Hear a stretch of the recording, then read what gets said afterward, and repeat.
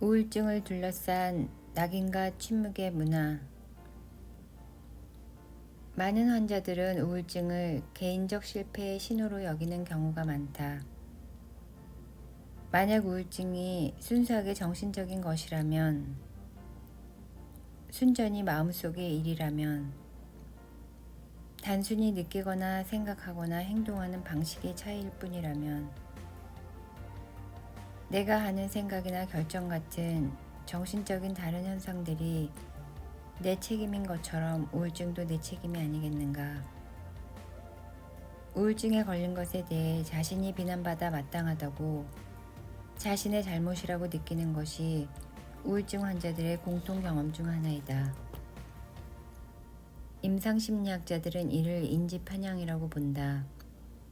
자기 자신에 대해 긍정적인 생각보다는 부정적인 생각을 더 많이 하는 경향으로 우울증의 특징 중 하나이며 인지행동치료로 치료할 수 있다.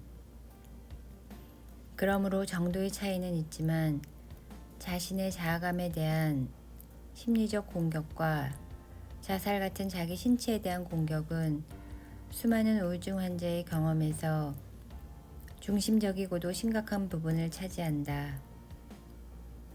그러나 나는 우울증을 정신의 영역에만 배타적으로 고립시켜둔 것, 즉 순전히 마음속 문제일 뿐이라는 가정은 우울장애에 수반하는 죄책감을 더욱 악화시킬 수 있고 여전히 우울증을 비롯한 기타 정신질환을 둘러싸고 있는 낙인과 침묵의 문화를 더욱 부추길 수 있다고 믿는다.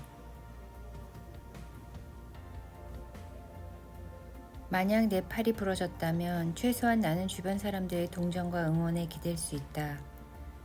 팔이 부러진 정황에 관한 재미있는 이야기거리 하나 생겼을지도 모르고 사고로 흘린 피와 관련한 아찔하고 생생한 경험담을 들려줄 수도 있을 것이다.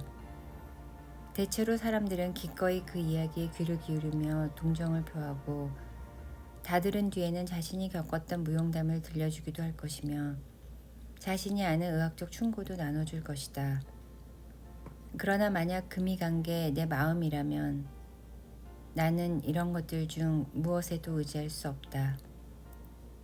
내가 우울증에 걸렸다면, 그래서 기쁨도 희망도 없이 잠도 못 자고 한순간도 떨쳐지지 않는 자신의 무가참에 대해 자각에 시달리고 있다면 나는 혼자 있을 확률이 아주 높을 것이다.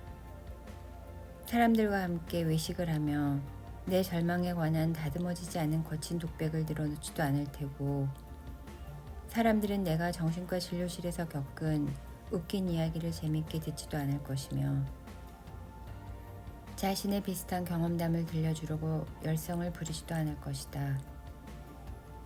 나의 친구들조차 무슨 말을 해야 할지 몰라 화제를 돌릴 것이다.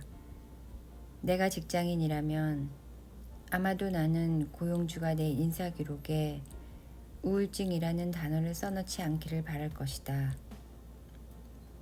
구직 중이라면 이전 직장에서 어쩔 수 없이 몇 달 동안 병가를 냈던 이유를 설명할 다른 핑계를 찾으려 할 것이다. 만약 내가 공직에 출마한다면 우울증 사실이 폭로되는 것만으로도 선거운동이 실패로 돌아가기에 충분할 것이다. 일부 나라에서는 우울증에 걸렸다는 단순한 사실만으로 결혼할 자격을 박탈당하고 더불어 형제 자매들이 결혼할 전망까지 어둡게 만들 수 있다. 이런 걸 바로 낙인이라고 한다. 예수는 십자가에 못 박혔을 때 생긴 손발의 상처로 낙인이 생겼다. 가장 모멸적이고 굴욕적인 처벌을 받아 마땅한 범죄자라는 신체적 표식이 생긴 것이다. 우울증 및 기타 정신건강 장애에 대한 현대의 낙인은 그만큼 노골적으로 잔인하지는 않다. 우리는 스스로 그때보다는 훨씬 문명화되었다고 여기고 싶어하고 실질적인 진보가 이루어진 것도 사실이다. 과거에 정신질환자에게 가했던 야만적인 일들의 상당수를 이제는 더 이상 하지 않는다. 그러나 여전히 우리는 그 병에 관해 되도록 이야기하지 않으려 한다. 사실 아직도 우리는 뭐라고 말해야 할지 모른다. 왜냐하면 그게 정말 순전히 그 사람 마음속의 일이라면 그 가련한 영혼 개인의 탓일 테니 말이다.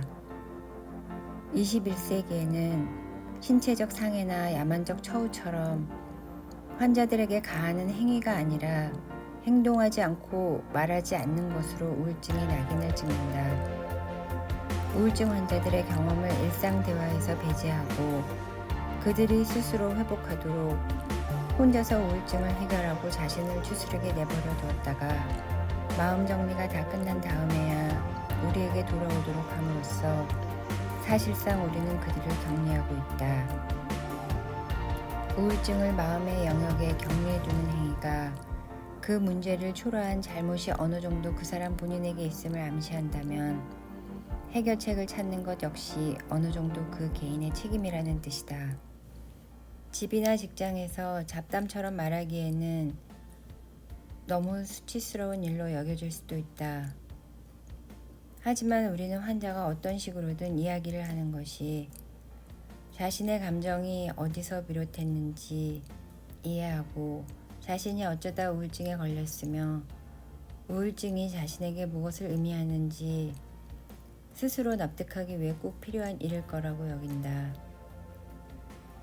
우리는 우울증에 걸린 친구에게 뭐라 말해야 할지도 모르고 그 친구와 우울증에 관해 이야기하는 것은 원치 않으면서도 그 친구가 자신의 우울증에 관해 누군가와는 이야기해야 한다는 의견은 종종 단호히 밝힌다. 낙인이 찍힌 침묵의 원을 뚫고 들어가도록 훈련받은 누군가와 말이다.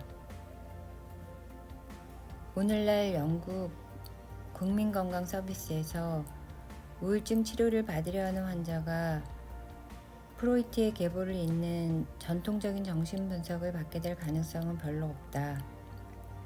시간도 돈도 너무 많이 들 뿐 아니라 정신분석이 효과를 내는 이유에 대한 정신분석 이론의 설명과 달리 실제로 효과를 낸다는 증거도 없거니와 다른 종류의 심리치료보다 더 좋은 효과를 낸다는 증거도 별로 없기 때문이다. 대부분의 연구가 보여준 결과는 우울증에 대한 심리치료는 평균적으로 아무것도 하지 않는 것보다 나으며 심리치료에서 큰 효과를 보는 일부 사람이 있다는 것이다. 그러나 프로이트의 정신분석이든 칼융의 분석심리학이든 아론백의 인지심리학이든 아니면 카리스마 넘치는 또 다른 브랜드의 심리학이든 종류는 별 상관이 없는 것 같다. 치료 반응을 가장 잘 예측할 수 있는 요인은 치료사가 받은 교육이나 표준 치료 지침에 적힌 내용이 아니라 치료사와 환자 사이의 인간적 관계의 질, 치료를 위한 협력 관계의 강력함이다. 많은 환자에게는 아마도 터놓고 이야기할 수 있는 사람, 말해야 할 것과 말하지 말아야 할 것이 무엇인지 알거나 적어도 자신이 그걸 안다고 생각하는 사람, 따라서 침묵의 원을 깰 권한이 있는 사람이 생기는 일 자체가 성공적인 심리치료의 가장 중요한 요소일지도 모른다.